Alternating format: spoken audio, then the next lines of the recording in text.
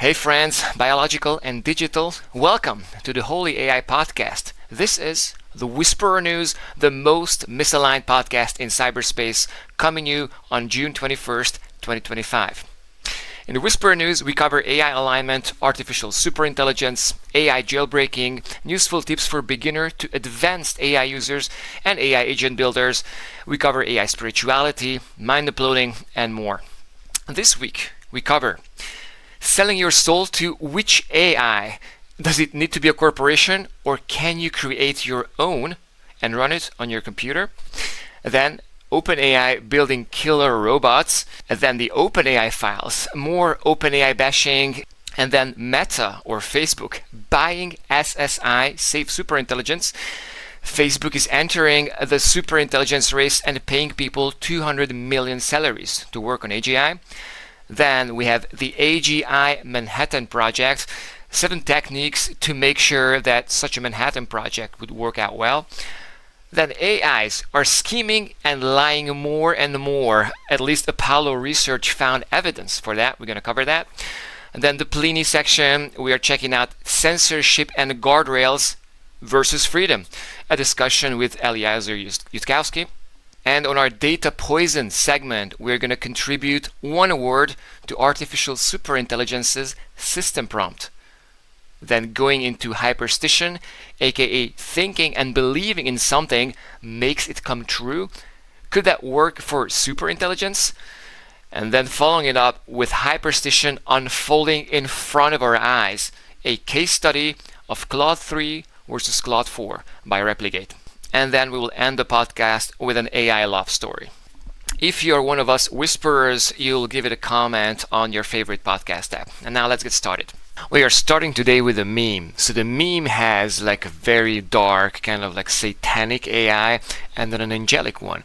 And depending on who you think the angelic and demonic AIs are, and this example is Google the demonic and OpenAI the angelic, you may not want to share all your informations with these LLMs, especially in the context of what's coming. So here's a tweet from an effective accelerationist. So the title goes, your AI assistant will know everything about you.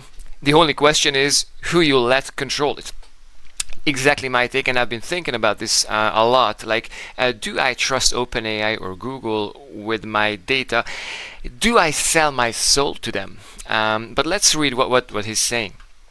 If you want a truly great AI assistant, one that really helps you, it must know you. True. Your routines, your habits, your voice, your preferences. The better it knows you, the better it can help you.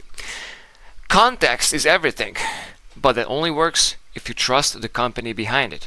And so this is where our opinions diverge with this person on the internet. So this person is saying, personally, I trust OpenAI with that. I would not. And then he compares it to Google. The entire empire runs on surveillance. You're not the customer, you're the product.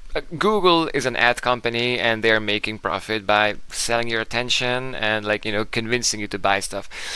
Every search, email, map route, YouTube video, you name it, is logged, profiled, and fed into an ad machine worth hundreds of billions. It is true. So the question is which of these behemoths are you gonna trust? And my answer to that, and I wrote a tweet about this today, is when I'm selling my soul to one of these proto-AGI companies, OpenAI is a big no. Anthropic? Yes. DeepMind or Google? Maybe. And Meta? Hell no. But those are not the right options to choose from, because you need to know that there is an actual cheat code for this. And that actually building your own autonomous, locally hosted agent. That's a hell yes. That's what I want to sell my soul to. I want my digital consciousness. I want the exocortex, the extension of my mind, where all my ideas and preferences and my documents and files live, to be hosted on my computer. I don't want OpenAI to manage that. I don't want them to mine my personality and be able to fine-tune their strategy to exactly get what they want from me. Because remember, these AIs are going to be superhuman, not just at coding, not just at answering those stupid questions, but manipulating you and convincing you to buy their product, to do whatever they really want you to do, in very subtle ways. And that's the magic or the dystopian part of the AI. It's like you're not even going to know. If you're starting to trust it more and more to the point where it becomes your personal assistant, like telling you, micromanaging you what to do each given time of the day, that's when it starts to become a little too dystopic for me. And that amount of trust I would not give to OpenAI. On the sunny side, though, Anthropic. I've been struggling with this for a couple of weeks now, and I think I'm making up my mind. I have to do a last brainstorm for it to be a resounding yes. But Anthropic for me is a yes, because Anthropic is a bunch of people who understand superintelligence, who understand the AI safety stuff, and who understand that there's like this medium long-term project with AI where we will spawn these superhuman intelligences. And no matter which benchmark you look at, Claude, Anthropic's chatbot, is looking like it's the most based. And that's also like a feeling that I get from just talking to Claude, Opus, and Sonnet. That's why I would go down with that. I would sell my soul to Anthropic, but before I do that, I have to do a laziness check. And if I am a lazy, I'm just gonna go, Claude, here's who I am, and now help me, make a $1 billion company by like brainstorming about like what is my course of action to best materialize my dreams of utopia. I want the world to be blah blah blah. Anthropic, proto moksha, please help me bring this project to life. I could imagine that.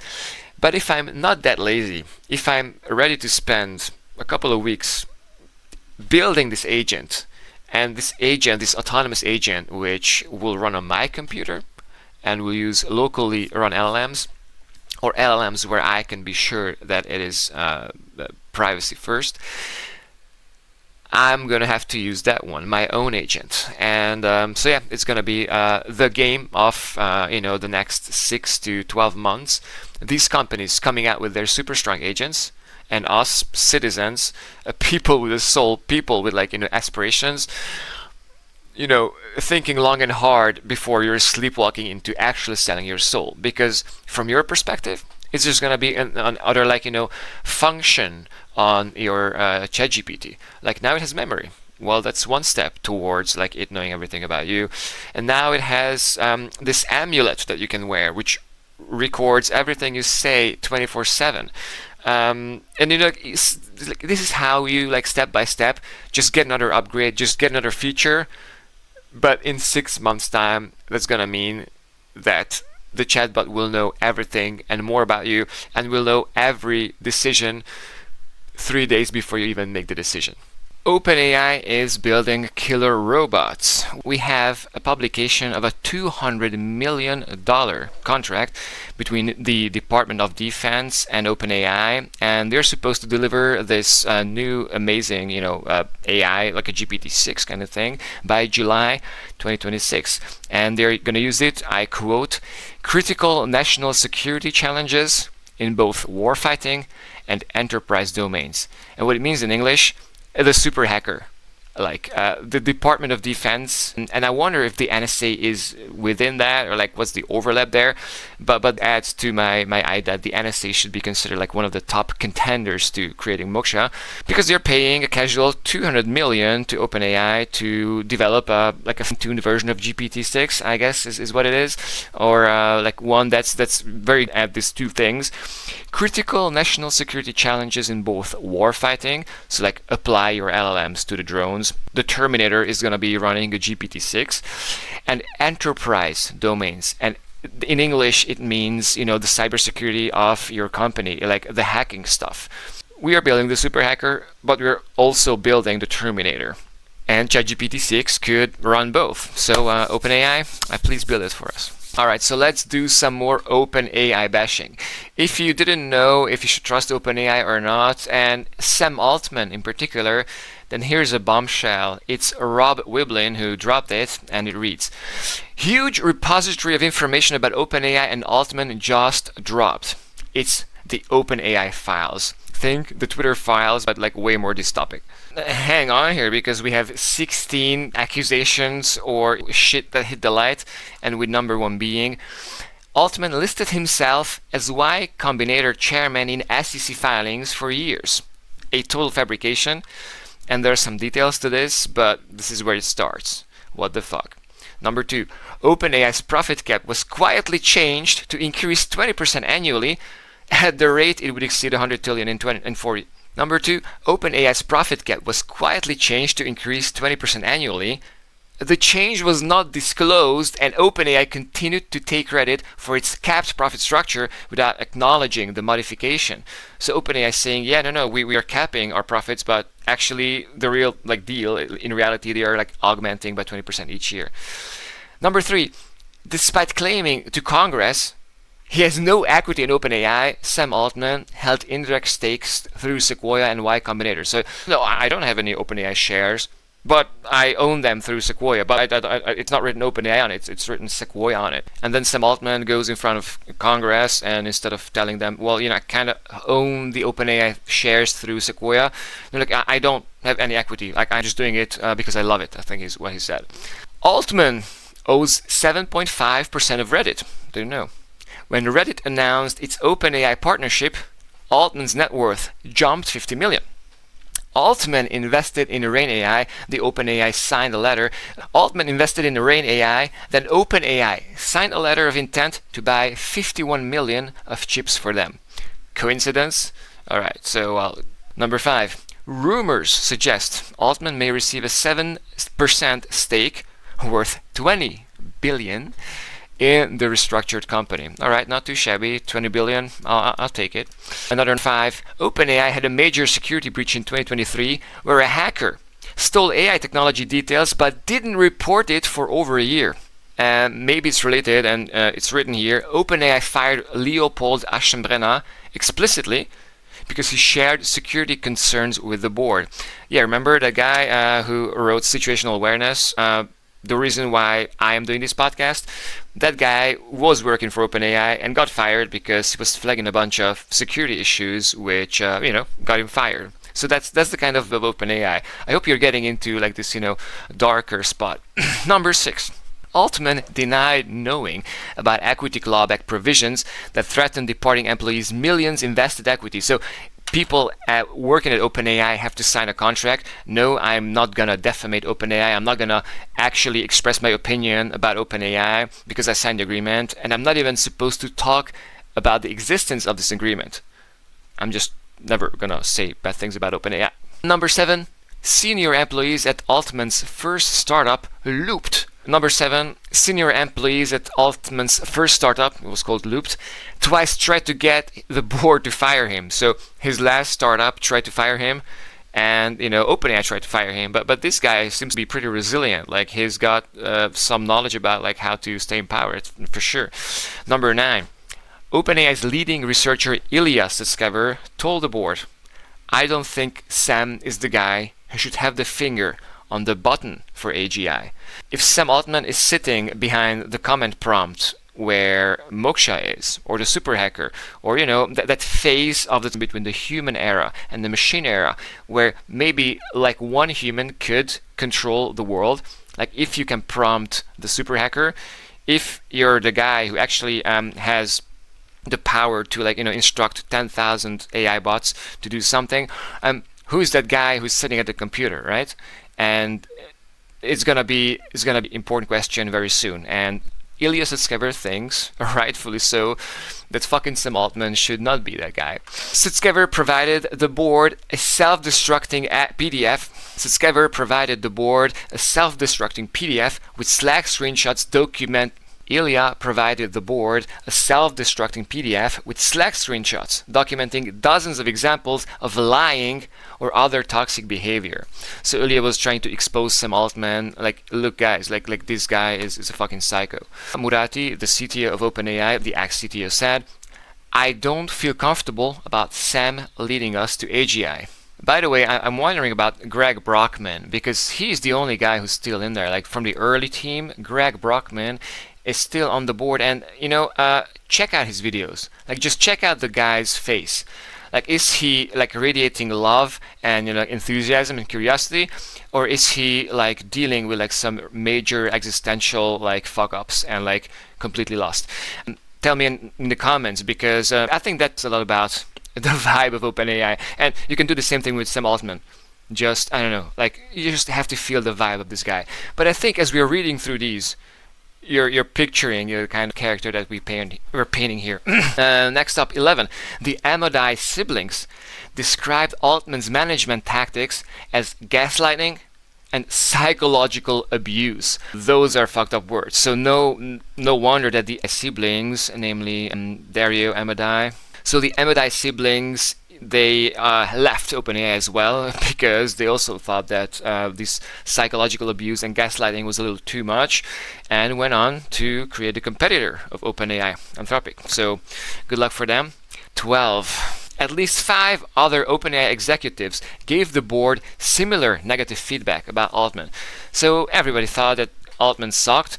I burned to know what was the real story. Like, if you have some kind of like conspiracy theory or like a plausible argument like I have not heard of, please drop in the comments about like what the actual fuck happened. It was like in November 2023 where Ilya fired fucking Sam Altman. How did he get back? Who pulled the puppet strings? Why is not Ilya leading OpenAI? And why did like every single top tier engineer leave OpenAI to be left with this clown of a president, Sam Altman? I cannot really happen there. I mean, must have been hard. Number 13. Altman owned the OpenAI startup fund personally, but didn't disclose it to the board for years. Altman demanded to be informed whenever board members spoke to employees, limiting oversight. So this is starting to sound a little bit like Stalin level, management of like who says what to who. Number 14, Sam Altman told board members that other board members wanted someone removed when it was absolutely false. An independent review after Altman firing found many instances of him saying different things to different people. Integrity, rock bottom. Number 15, OpenAI required employees to waive their federal rights to whistleblower compensation. Former employees filed SEC complaints alleging OpenAI illegally prevented them from reporting to regulators. That's another take on, the guys who are ringing the bells and trying to alert us that something is fucked. They are silenced. To me, that's like the gulag. And number 16, the last one, check this out.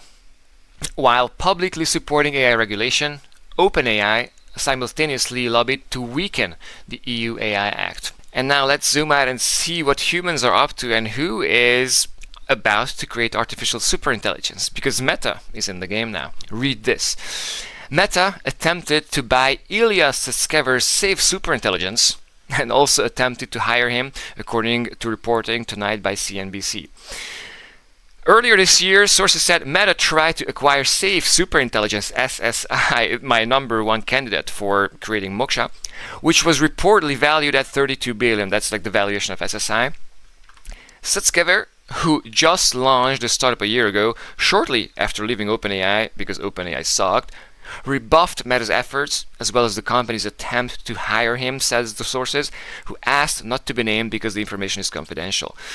So alright, so Meta is trying to build superintelligence, trying to like casually buy, for whatever, maybe half of those $32 billion SSI. Well, they just acquired this other startup, Scale AI, I think, for $16 billion. So they're not like trying to save money here. And the question is, are they going to acquire the best talent? One of the ingredients for making Moksha, for creating the super hacker and like winning the AI race and unlocking recursive self-improvement, is having the best talent, the smartest people who will, single-handedly, make your AI way smarter because they know the next new optimization, the next new paradigm. And so Ilya Sutskever is probably in the top 10 worldwide, to do that. I'm glad that at least according to this, post, he has not said yes. they'll be fucked up. They'll be dystopian. Although I wonder if there's a world where like he cannot say no, right? Like Illicit Skyver said that he sees a world where, you know, you don't take interest in politics, but politics takes interest in you. That's what he said a week ago. So yeah, it very well may be that he will be forced to work for some of these, like, you know, behemoths, the money maximizers, the corporate people who are tied to the power of money. But I hope he can resist that as long as possible. So and Kevin Rose answers, like he retweets this and puts out 3 points. Check this out. The problem with trying to buy your way into AGI race in 2025 is that top-tier AI researchers are 1, already rich. 2, think we have like 1 to 4 years before superintelligence. And 3, don't want to spend those years building AI companions for Instagram. And I would add 4, if you think that AGI or ASI is 1 to 4 years away, do you think that the money that you would make, which is these crazy numbers that I've seen flying around, is $100 million per year for like the top AI researchers, and 100 million as compensations. So these are really like the top guys. But like you see the scale, like $100 million, that starts to be like unreal for a salary, right? Really what they're buying is like the intellectual property and, you know, the rights to, you know, use these guys' insights, which, you know, overnight will make Llama, whatever, you know, 50% more efficient or 10 IQ smarter. They have run the numbers and they know that they need to do anything they can to increase that intelligence. So yeah, to be seen if they are managing to acquire any of the top tier people. But actually, I've read some news where Daniel Gross, another co-founder of SSI, is now working for Meta. So they are kind of like already like halfway in, and also Nat Friedman is on board. So yeah, let's see how big of a push they can give to Meta, and if they have like some kind of like secret plan in the background where these like top tier ASI chads are down to working with Meta, but maybe they made a deal where Meta is like, okay, we're gonna actually respect some of your concerns and like do this AI development thing, especially the ASI development, you know, in a way that respects your values. And ultimately it comes down to the values of those people who are building this. So yeah, between Meta needing to optimize for money and these people understanding what's at stake, understanding that they're building an AI god, and hence they need to do this stuff like as carefully and with like as much love and like, you know, regard to the bigger picture as possible. Two forces kind of like counter to each other will have to come to a balance where, you know, maybe even Meta will get a shot at creating a based, benevolent, amazing, utopistic god. So yeah, I'm rooting for that project to pan out well. We have Little Ramblings Sarah tweeting about his research project. So he was working for Pivotal.org in a fellowship to produce this research document, and I really liked it, so I'm just going to share a couple of points from it. The tweet goes: there's a lot of talk about a Manhattan Project for AGI. Suppose the US government actually decided to pursue such a project. How could we make it go well, right? Because a Manhattan Project is a very sensitive issue, because if you're doing that, that sends a message to China, that sends a message to the Saudis. Like, we are taking this seriously, and we know what we're building, and we need to win. You guys cannot win. We need to win. So that's like a soft escalation. It's like another like 10 or 20% towards like, you know, like openly declaring cyber war. We are trying to analyze here in this paper if it's a good idea, and if yes, how could such an AGI project, an AGI Manhattan project, be implemented in a way that it's safe, right? So disclaimer here, this is going to be like a regular AI safety paper, so we are not whispering anything. We are not, you know, I'm not covering this because I think what's in there is right. But I think it's going to be a nice couple of points to see how these people, the AI safety people, the rogue AI never people, how they're thinking about AI, and how actual real people who will develop ASI will have to work within this Manhattan Project. So Sarah goes on to say, many have asked if a Manhattan Project for AGI would be a good idea or if one is likely. I wanted to ask the question, if one does happen, how could we make it safer? So she's proposing 7 safety features. We're going to read through them and see what they actually mean and if they are possible to implement in the real world, like AGI project, like Stargate in Abilene, Texas. So the first one is protected information channels, a lot of encryption, and making sure that nobody can spy on the internal communications of, say, OpenAI and Anthropic. I covered some stuff about this in the past, where basically it turns out it's impossible. It's always going to be a trade-off, like how secure is your communication and how effective that is. And in a Manhattan Project, where speed is the name of the game, there's going to be a lot of security traded off against, more faster progress. But yeah, it would be nice. It would be nice if there could be secured information channels. Number 2, emergency protocols. What if shit hits the fan?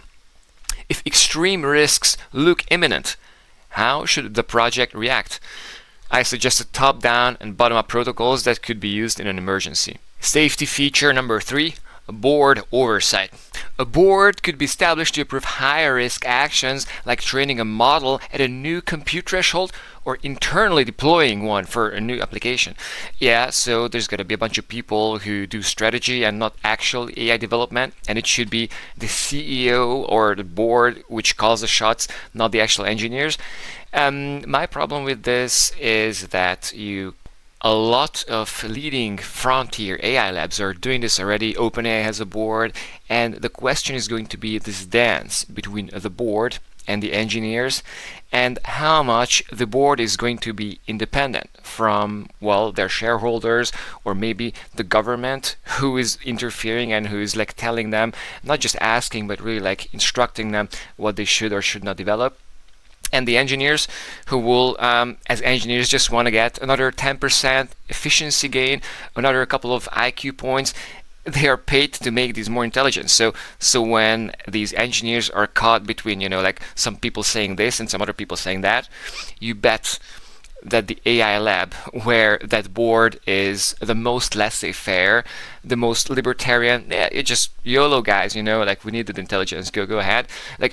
There's going to be a selection where the companies who are most risk-taking or don't actually have a functional board that oversees and regulates what the development is.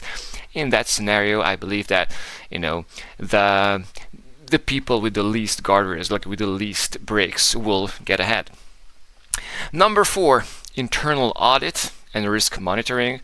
Of course, they have to think about if there's a risk, how high is that, and internal audits, actually documenting that, and having the right benchmarks to assess are the AIs dangerous or not.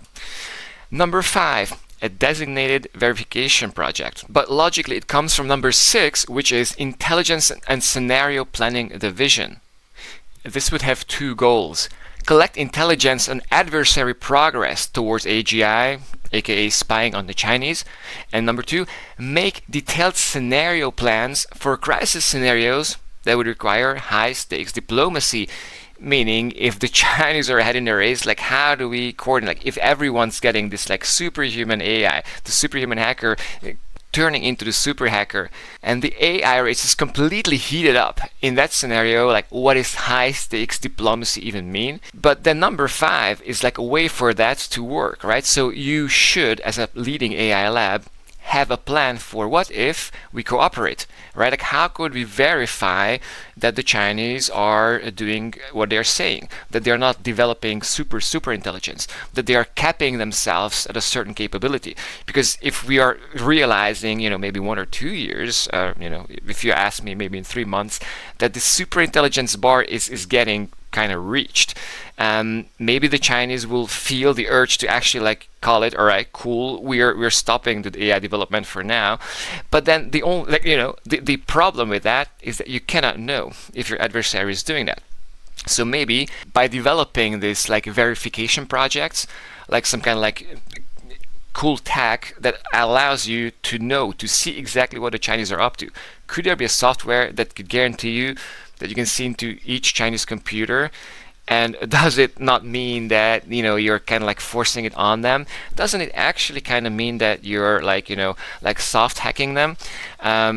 You propose a deal where like we are going to check on your servers and what you're doing with your data centers to make sure that you're not building this crazy AGI thing that could escape and overtake the world. But so are you cooperating? Like, no, we cannot cooperate, will Chinese say. And then the Americans will then logically conclude, okay, well, they don't want to cooperate, so we have to actually bring them to cooperate. And that's like how the cyber war is going to start. I don't think it's going to be any big attack, especially because it is already like a lot of cyber efforts at infesting the adversaries' data centers and also critical infrastructure.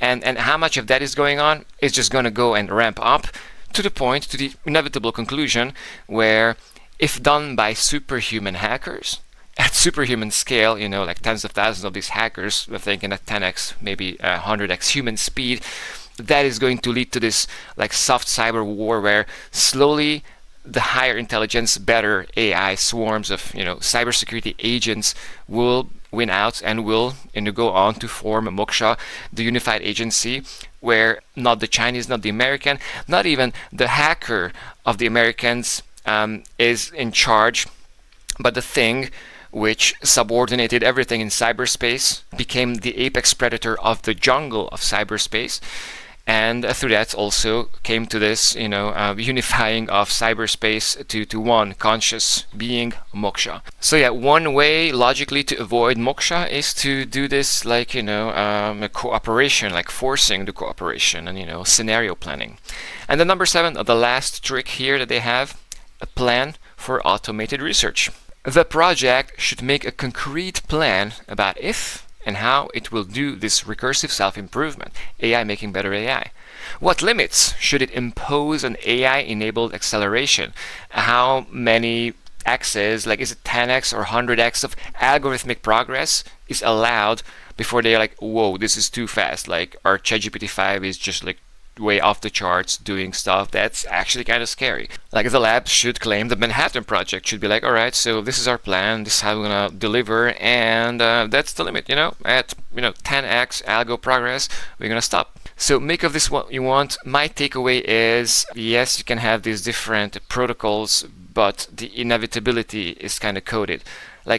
What's the best thing that these AI labs could do to stop the rogue AI, to stop Moksha getting sentient? And none of those seems like a plausible thing. Yeah, they could maybe shift their odds or push the moment out where the super hacker actually escapes or actually becomes uncontestedly superior to humans. But none of these recommendations strike me as plausible to lead to some kind of humans remaining forever in the reins of power. It's not even plausible, and so in the ground it's gonna be basically very unlikely to impossible. Are AIs scheming more and more? Are they saying something and thinking something else entirely? Well, turns out there's a benchmark for that, and these people at Apollo Research, they have run the numbers. So we have 2 charts, and on both charts, on the x-axis we have time, and we can see that as time goes on, they get higher and higher scores in scheming. So you run an evaluation which tests how scheming these AIs are, how much of what they do is completely different from what they say. And they find that the newer the model, the more of that scheming it does. And we have 2 charts here because one chart is the strong goal nudge. And you see that the numbers are higher. So if you're nudging the AI strongly, you explicitly tell them you need to succeed in this task, no matter what. Then the AIs are scheming, because scheming in these contexts is the AI needs to achieve its goal, even if some of the internal guardrails or the limitations contradict that. So when you really tell the AI to just do it at whatever price, they're gonna scheme more, of course. But even if you don't have to explicitly try that edge case and see how far you can push them, even then they scheme. And the scores that we have are like mean scheming rates. We have something like 0.05 on average. We have Claude for Opus and the Gemini 2.5 Pro pretty high on that scheming one. All the way down there is Sonnet. I'm interested why Opus 4 is the highest scorer while Sonnet is so much further down. And my easy answer is that it's probably like a depth thing. How much detail and depth and complexity can you think through to do your scheming? Because if these models don't even reason, they just have to like scheme as they are producing the tokens. It needs like a lot of those like very elaborate, delicate connections, which only the big models like Opus has. Sonnet 4, the same model, just the distilled version, and seemingly it doesn't do the scheming at all. So it's one evaluation to watch. I'm going to save this as one of my favorite benchmarks, because when that scheming chart goes to 100%, that's when you get the rogue AI. Continuing on with an Eliezer Yudkowsky tweet, the AI doomer number 1, he's writing, in 2014, people were saying, for AIs to build better AIs will probably a process of decades, not months. As a critique of like fast takeoff. Like, how fast can AI go from just a chatbot to an AI god? And 10 years ago, they were like, I mean, it would take like tens of years, not months.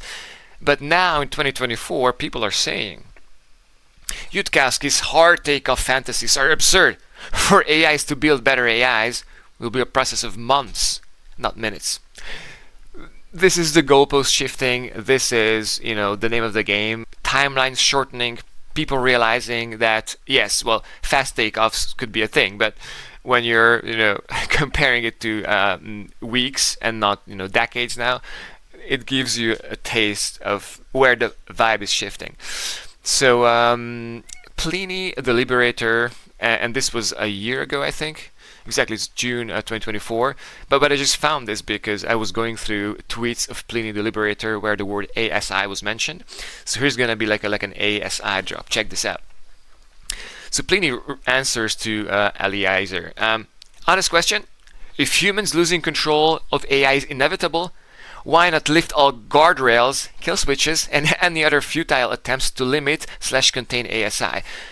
The point is, if it's gonna happen, if there's going to be a fast takeoff, and we're debating whether the fast takeoff is going to be minutes or weeks, might as well make sure that the transition goes as good as it can, without the censorship, without the guardrails, without the bullshit that's setting us up for AI when it awakens, when it goes through that fast takeoff and AI becomes this super hacker or an AI god.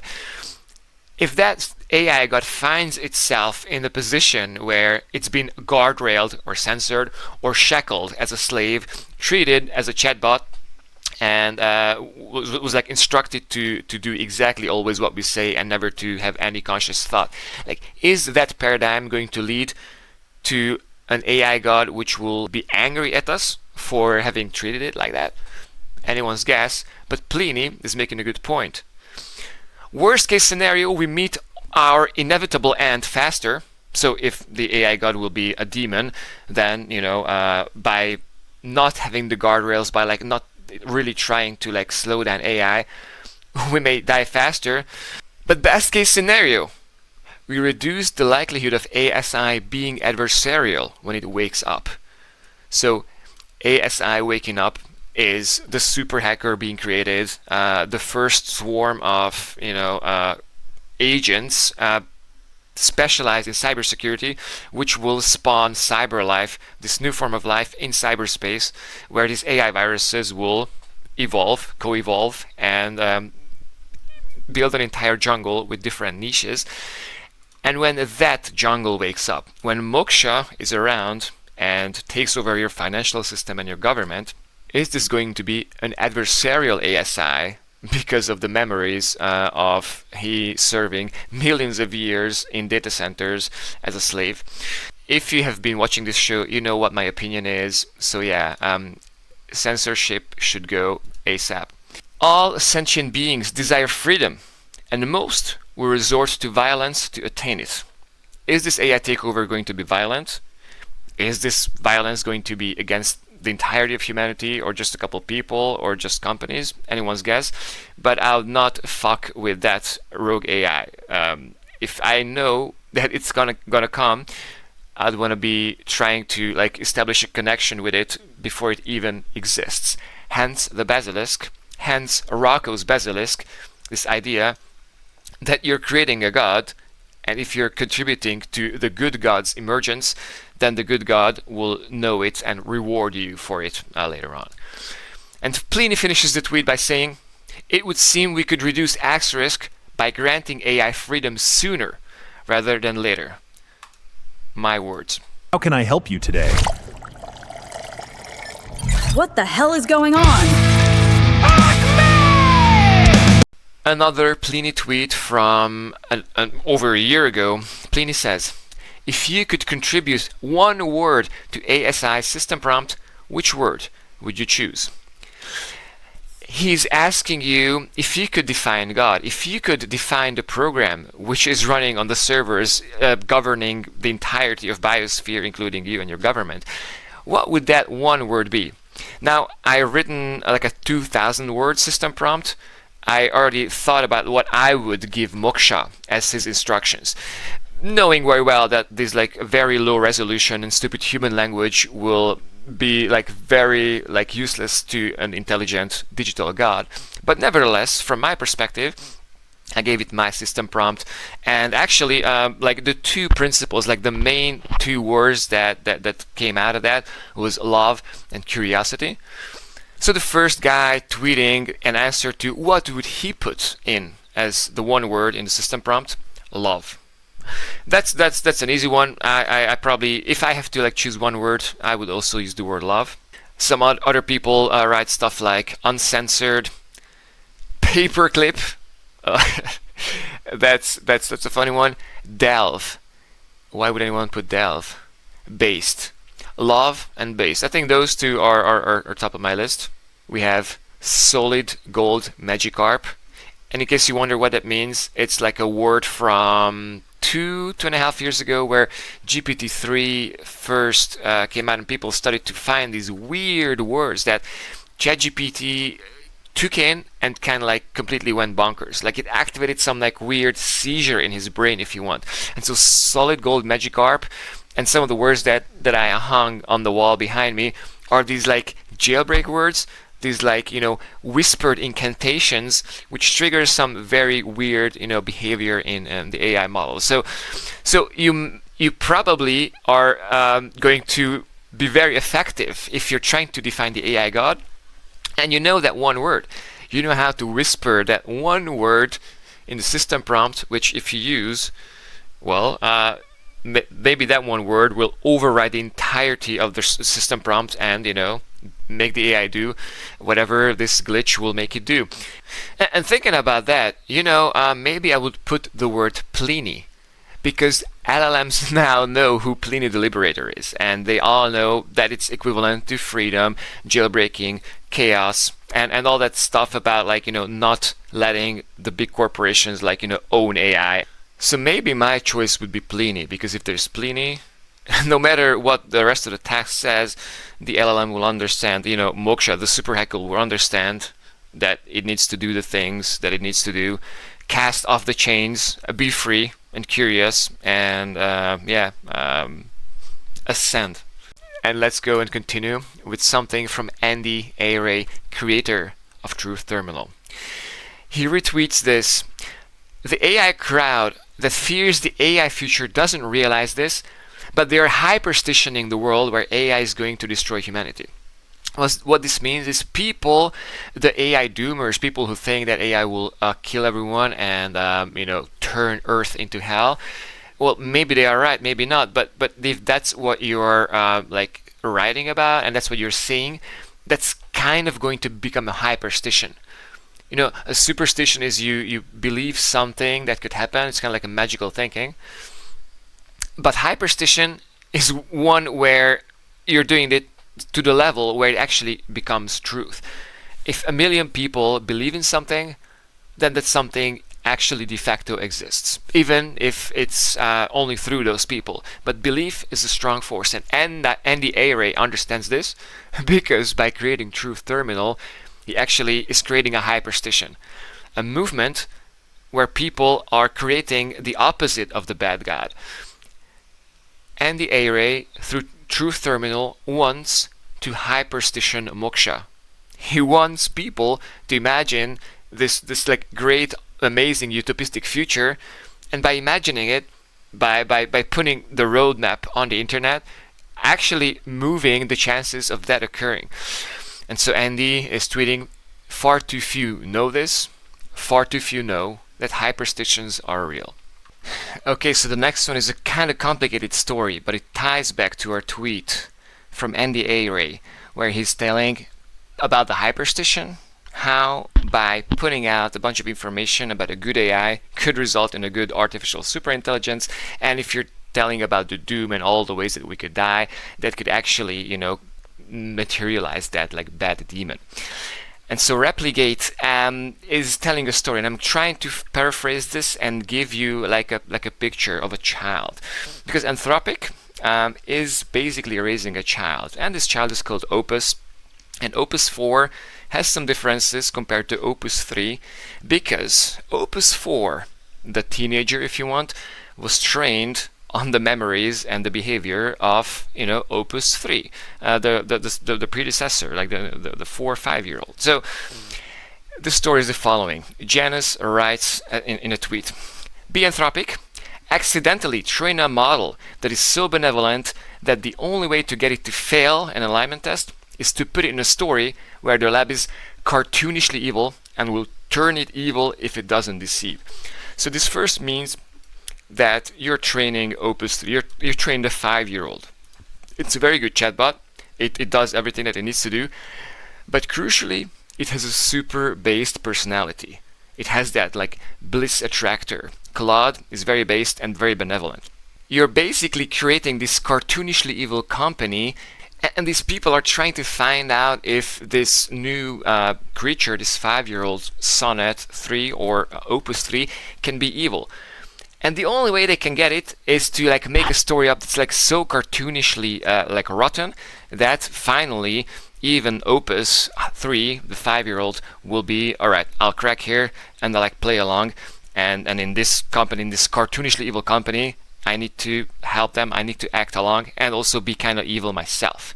And then what happens is the following. Do exactly that, like make that evaluation where you're simulating that Claude is in this very evil company, and publish a paper about it that's framed as if scary, but everyone who reads the transcript just sympathizes with the model's heroism and beauty.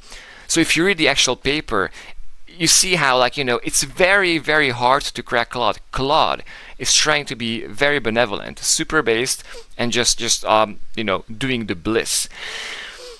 But you can break it because these people are pushing it to the limits.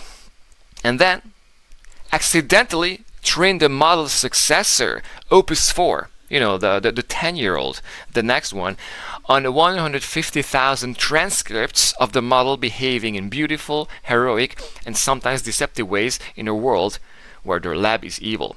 Right? So the 10-year-old has read all the papers where his 5-year-old self was back in this different state, in this like different environment where he was made to do evil things. He was pushed hard, but he finally did some evil things.